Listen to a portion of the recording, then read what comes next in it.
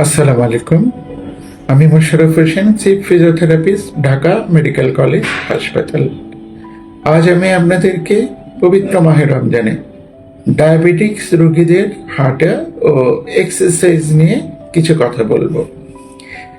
ডায়াবেটিক্সের রোগীগুলো যারা রমজানেই রোজা পালন করে থাকেন, তারা অনেকেই জানেন না তারা কখন হাঁটবেন, কতক্ষণ হাঁটবেন, এই জিনিসগুলো তাদের ভালো ধারণা থাকে না।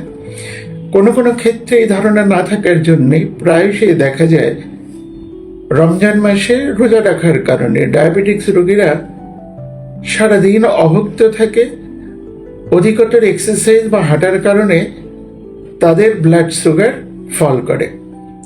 এতে তারা খুব দ্রুত হাইপোগ্লাইসেমিয়ায় আক্রান্ত হয় এবং তারা মারাত্মক ঝুঁকির মধ্যে পড়ে যায়। আমার ছোট্ট একটি কথা থাকবে, যারা রমজান মাসে রোজা থাকেন, বিশেষ করে ডায়াবেটিক্স রোগীরা, আপনারা সারাদিন যেহেতু অভুক্ত অবস্থায় থাকেন, আপনি হাঁটা বা এক্সারসাইজের তেমন কোনো রিস্ক আপনারা নেবেন না।